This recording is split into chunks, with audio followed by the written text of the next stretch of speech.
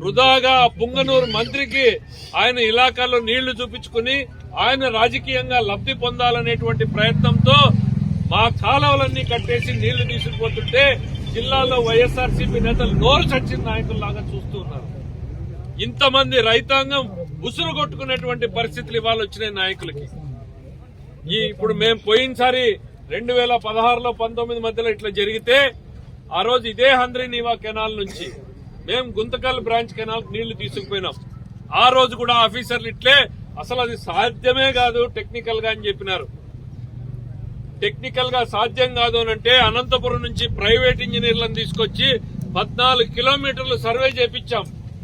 కంపలు తొలగించి వాగులు వంకలు రైతులను అడిగి సర్వే చేపించి 7 కిలోమీటర్ల కాలువని పునరుద్ధరించి తర్వాత 7 కిలోమీటర్ల వంకలో రైతులందరినీ కడుపు కాళ్లు పట్టుకున్నాం. మిరపను పండించేటువంటి పరిస్థితి వచ్చింది. నీళ్లు మొన్న 25, 27వ తారీఖు డ్యామ్ లో ఆగిపోయినా అదృష్టం కొద్ది 31 వరకు మనకు రావడం జరిగింది. అంటే ఈ రోజుకి దాదాపు 20 రోజులు అయిపోయినాయి నీళ్లు ఆగిపోయి. ఇంకొక వారం లోపల ఒక్క తడి ఈకపోతే పెట్టినటువంటి ₹1,00,000 కూడా చేతికి రాకుండా పోయేటువంటి పరిస్థితి వచ్చింది. ఎకరాలు మిరప ఉంది, మిగిలినవి కూడా లెక్కేసుకుంటే ఎకరాకు కనీసం పెట్టుబడి 1,20,000 పైనే ఉంది కానీ 1,00,000 తక్కువ లేదంటే 300 కోట్ల రూపాయలు ఇవాళ గుంతకల్ బ్రాంచ్ కెనాల్ కింద రైతులు నష్టపోతున్నారు.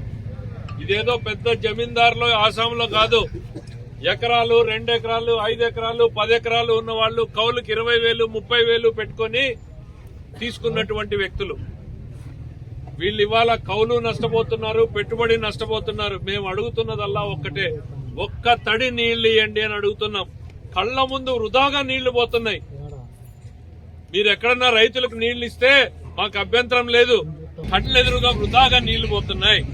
పుంగనూరుకు నీళ్లు నీకేమన్నా 1 ఎకరా తడుందా, 1 ఎకరా ఆయకట్టు ఉందా, చెనిక్కాయ ఉందా, కందు ఉందా, ఏమీ లేవు. మేము నీళ్లు తెచ్చినామని చూపించుకోవద్దనిలే, అవసరం లేదు. నీళ్లు ఇస్తాను, నువ్వు ఈ పక్క రావద్దు అని అంటే ఈ 15 రోజులు నేను తిరిగి కూడా చూడను. మీరే నీళ్లు ఇవ్వండి. నేను మళ్ళా వస్తే నీళ్లు ఇచ్చినాక మీకు సన్మానం చేసేకొస్తా. మీ పక్క తిరిగి కూడా చూడను. నాకు రాజకీయం అవసరం లేదు.